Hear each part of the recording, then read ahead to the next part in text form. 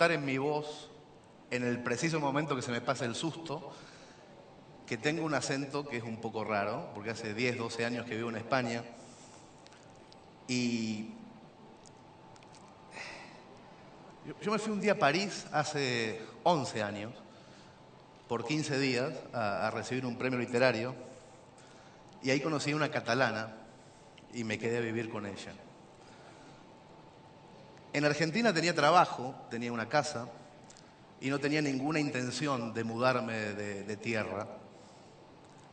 Mientras tanto en España no tenía nada, no tenía ni casa ni trabajo, ni siquiera tenía papeles para conseguir casa y trabajo.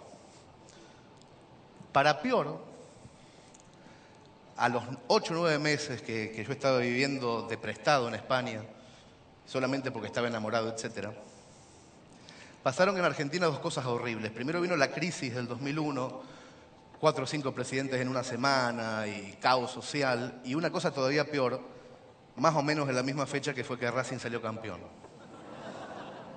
Yo soy de Racing y es horrible ver por primera vez a tu equipo salir campeón y estar lejos.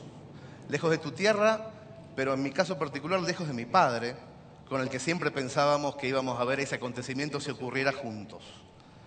Esas dos circunstancias, la crisis económica de Argentina y el hecho de que tu equipo salga campeón, ocurrieron a la vez y me enseñaron algo que yo no tenía la menor idea de que podía pasar, que tiene que ver con que el dolor y la fiesta, la tragedia y el triunfo son lo mismo cuando estás en otra parte. No poder estar llorando con los tuyos cuando pasa algo horrible, no poder estar festejando con tu gente cuando pasa algo maravilloso, te pone inmediatamente en fuera de juego. Como yo estaba en España solo y estaba triste, se me ocurrió abrir un blog y me puse a escribir. A ese blog le puse de nombre Orsay, que quiere decir en jerga futbolística, justamente, que uno está fuera de juego, que no estás habilitado para jugar. Yo en esa época no conocí internet más que para mandar correos electrónicos y chatear cada tanto con mis amigos de Mercedes. Por eso lo que ocurrió cuando abrí ese blog para mí fue una sorpresa tremenda. Imagino que en esa época a todos les pasó lo mismo. Empecé a escribir cuentitos en ese blog, a veces con mi voz propia, a veces disfrazado de personajes, un ama de casa, un vidente, una princesa. Y de a poco se fue acercando gente. Gente de países raros, de Honduras, de Nicaragua, también de acá, de España. Y Orsay se fue convirtiendo en una especie de comunidad involuntaria de lectores. Yo no hacía absolutamente nada para reunirlos, quiero decir, yo no ponía carteles en mi blog diciendo pasen por acá, siéntanse cómodos, generen comunidad. Yo lo único que hacía era escribir cuentitos. También escuchaba los comentarios que dejaban los lectores esos cuentos y también casi todo el tiempo conversaba con esos lectores. Cuando esa comunidad se hizo todavía más grande, por culpa del boca a boca, y sobre todo cuando se hizo más fervorosa, algunas empresas tradicionales de la comunicación y de la cultura empezaron a escuchar ese barullo de voces que había. Ay, mira, hay un tipo que escribe y la gente está ahí. Oh. Y empezó a sonar el teléfono de casa. Me empezaron a ofrecer que trabajara con ellos. Las editoriales me proponían hacer libros con las historias que yo escribía gratuitamente en internet y la prensa me invitaba a que escribiera columnas en sus periódicos parecidas a esas cosas que yo escribía en internet. Y yo ahí, y esto lo sé ahora, no lo sabía entonces, en ese punto me parece que cometí un error bastante grave. Me fui a trabajar con la industria. Suspendí la comunicación directa con mis lectores y me dejé poner intermediarios. Un representante, una editorial, un administrador, un editor de contenidos, un gestor. Toda esa gente se fue poniendo en fila india entre mis lectores y yo. Las editoriales, además, me pidieron, para la publicación de mi primer libro, que yo quitara todos los textos gratuitos de internet para que ellos pudieran venderlo. Ahí la cosa se puso un poquito tensa porque yo les dije inmediatamente que eso no lo podía hacer, porque esos textos los había regalado y yo no podía ir casa por casa de cada lector diciéndoles si por favor me devolvían el regalo porque ahora se me había ocurrido con gente de corbata vendérselo. Pero lo peor fue, con el paso de los libros y del tiempo, la sensación permanente de que las editoriales me robaban. Una vez me liquidaron en ventas de un libro de bolsillo. Es una anécdota que cuento siempre y que me parece paradigmática. Me liquidaron unas 800, 900 ejemplares durante un año entero en Argentina de un librito de bolsillo. Y yo sabía, porque soy muy amigo del librero de Mercedes, de una de las 3 librerías de Mercedes, yo sabía que en una de esas librerías se habían vendido 750. O sea, en Argentina, 800, en una librería de un pueblo de la provincia de Buenos Aires, 750. Y no solamente era esa sensación de robo a mano armada, de imposibilidad de ver ventas e impresión, sino que también empecé a recibir muchísimos mails de lectores del blog diciendo que mis libros no estaban en sus países. Y es que la industria solamente distribuye libros en castellano en los lugares donde es negocio: Argentina, España, México. Pero si un salvadoreño o un peruano quiere mi libro, se tiene que joder, no lo va a conseguir nunca. Con la prensa me estaba pasando más o menos lo mismo. Me pedían columnas de 400 palabras, pero si entraba una media página de publicidad en ese sector, el editor me llamaba para decirme que eran 200 palabras la de esa semana. Cuando vino la crisis económica europea, y las empresas dejaron de hacer publicidad en los periódicos, yo dije, bueno, podré volver a las 400 palabras, pero no. Le sacaron un pliego al diario y yo me quedé con 150. El año pasado, cuando empezaron a arreciar estas cuestiones, yo me harté bastante de todo y renuncié públicamente a las editoriales Mondadori de Italia, Plaza y Janés de España, Sudamericana de Argentina y Grijalbo de México. Y renuncié también públicamente a los periódicos La Nación de Argentina y El País de España. En 1400 palabras libres en el blog los mandé a cagar.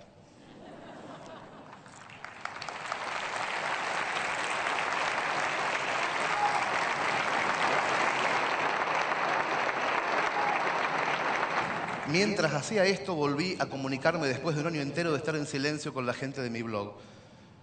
Y les conté que se me había ocurrido una idea. Una idea que por un lado podía ser muy divertida, sobre todo riesgosa, pero por el otro lado tenía un objetivo secreto, que era demostrar, y demostrarme también a mí, que la famosa crisis de la industria, de la que tanto se habla, no es económica, sino que más bien es moral. Es una crisis codiciosa. La idea era hacer una revista imposible. Desde el patio de mi casa en un pueblo de Cataluña, sin oficinas y con un staff integrado solamente por mi familia y por mis amigos de la infancia. Una revista que se iba a llamar Orosai, como mi blog. Una noche con Chiri, que es mi amigo del alma, redactamos una especie de decálogo, una suerte de promesa a los lectores. Esto ocurrió exactamente hace un año. Prometimos que la revista no tendría publicidad, ni un centímetro de publicidad, ni subsidios privados ni estatales.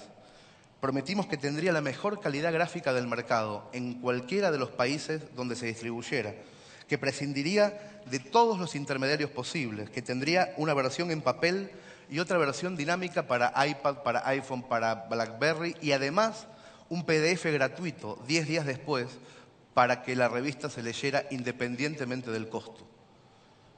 Prometimos que escribirían y dibujarían únicamente personas que Chiri y yo admirásemos muchísimo, que sería trimestral y tendría más de 200 páginas por edición, que en cada país costaría lo mismo que 15 periódicos del sábado en esa región.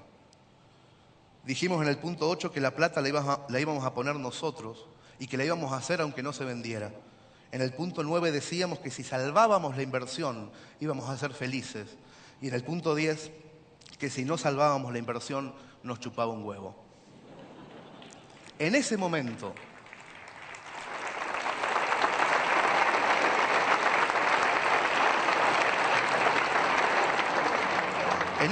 ocurrió una cosa increíble entre la comunidad que se había generado en el blog. Algo que no teníamos previsto. Los lectores de Orosai se encargaron de difundir la idea, de contarle a sus amigos que había unos cuarentones en un pueblito escondido en la montaña que querían hacer una revista de literatura popular, de crónica narrativa, con textos larguísimos, justo en medio de la crisis del papel. Antes incluso de contarles de qué se iba a tratar esa revista, los lectores la empezaron a comprar en masa. La gente se volcó con una fe que yo no había visto en mucho tiempo en un producto cultural. La compraron 10.000 personas, repito, sin saber los contenidos, en preventa, antes de salir. Es una revista cara, sale 16 euros en Europa y 12 dólares en Latinoamérica. La compraron de todas partes, incluidos salvadoreños, costarricenses, peruanos, latinoamericanos viviendo en Tailandia, en Japón. Los lectores de cada región decidieron distribuirla ellos mismos. La revista, decidimos, no se vendía de a una, sino en paquetes de 10, para que puedas colocar las 9 restantes con lectores de tu zona. De este modo matábamos también al intermediario de la distribución, que es una mafia. La distribución se queda con el 50% del precio de venta de cada publicación que nosotros compramos. El autor, el 8%. El Corte Inglés, Carrefour, el 50%. El 1 de enero de este año salió a la calle el primer número de Orsay y así lo hicimos cada 3 meses hasta llegar al objetivo de los 4 números anuales. El número 4 acaba de salir a la venta hace una semana. Cada revista pesa más o menos 1 kilo y a la vista es imponente, no tiene publicidad. Escribieron en estos 4 números más de 100 autores invitados, entre ellos Juan Villoro, Abelardo Castillo, Nick Horby, Agustín Fernández Mayos. La ilustraron el Negro Cris, Horacio Altuna, Miguel Rep, Alberto Montt, entre muchísimas firmas. A todos les pagamos en euros. En medio de todo ese fervor, descubrimos que el sueño era únicamente posible conversando con los lectores. Y entonces, a mediados de este año, cuando estábamos en el número 2 y empezando a hacer el 3, decidimos, de una forma también bastante arriesgada, convertirnos en editorial. La idea fue agarrar un contrato estándar de mis antiguas editoriales y poner todo lo contrario. La idea era no cagar al autor, no asfixiarlo. Los derechos siempre para ellos. Si te querías ir al día siguiente, buenas noches, andate, todo bien. Sobre todo, que en vez del 8 o el 10%, el autor está recibiendo el 50% del precio de venta al público, el 50%. Y más que eso, el autor tiene la posibilidad con contraseña de entrar a una página donde ve la venta online directa de cada lector y tiene un correo electrónico de ese lector para agradecerle o para decirle: yo sé que vos me estás comprando y me estás pagando a mí. Fuimos notando a medida que avanzábamos que Orsay dejaba de ser un blog o una revista, incluso dejaba de ser una editorial y se convertía en un proyecto de los lectores. Hace 2 meses se nos ocurrió la posibilidad de abrir un bar en Buenos Aires, un lugar de encuentro entre la gente que lee la revista. Le pusimos Orsay.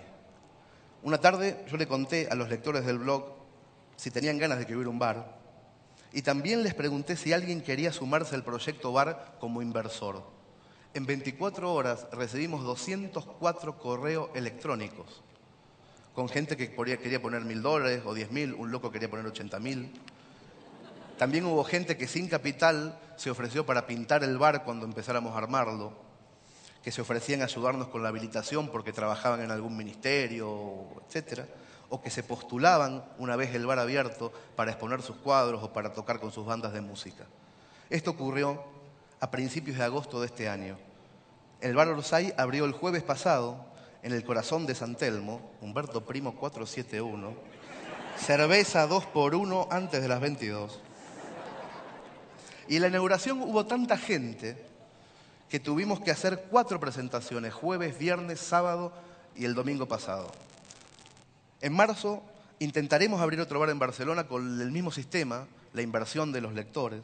Y el objetivo para el próximo año, además de seguir haciendo revistas, esta vez bimestrales, y además de hacer muchos más libros, será el de abrir un tercer bar en Centroamérica para armar una especie de triángulo iberoamericano de la cultura o de los borrachos que leen o algo, ¿no?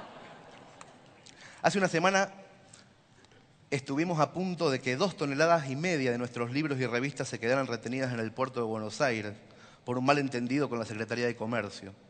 Los lectores de Orsay de todo el mundo fue un jueves maravilloso, hicieron explotar Twitter con una frase que decía "liberen Orsay". Y eso fue tremendo porque a las 12 horas el gobierno argentino escuchó ese reclamo, respondió por Twitter el jefe de gabinete del gobierno diciendo que se iba a encargar personalmente del asunto y al día siguiente las revistas estaban liberadas. Yo creo que eso que es la última anécdota que voy a contar, quiere decir algo. Yo estoy seguro que eso es el principio de algo. Las decisiones culturales empiezan de a poco a estar en nuestras manos. Ya no le hacemos caso a altavoces únicos que nos dicen lo que hay que hacer. Somos nosotros los que comunicamos. Somos 400 millones de personas las que hablamos en español. Cada uno de nosotros, cada región, tiene una jerga distinta que nos hace únicos, pero que también nos enriquece. Nos entendemos. Internet llegó hace un tiempo para unirnos, para decirnos que se pueden hacer cosas juntos, y sobre todo en la cultura, que es la base fundamental de la complejidad de la mente. Hace casi 10 años abrí un blog porque me sentía solo en un país extraño, me sentía fuera de juego, necesitaba comunicarme con los míos, y por eso le puse Orsay. Hoy estoy seguro que la industria de la cultura somos los lectores y los autores, y nadie más. Y que la otra industria, la que le teme a los cambios, la que intenta hacernos creer que Internet es un lastre, la que rajunia y la que daña, se está muriendo. Y la vamos a ver morir. La cultura tiene que ser libre y tiene que ser gratuita. Yo les convoco a autores, editores, a que cada vez que vendan un libro lo pongan en PDF gratis el mismo día que sale a la venta en góndolas, porque van a vender más.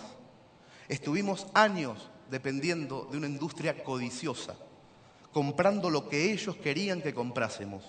Y de repente, y cada vez más, están quedando en Orsay. Gracias.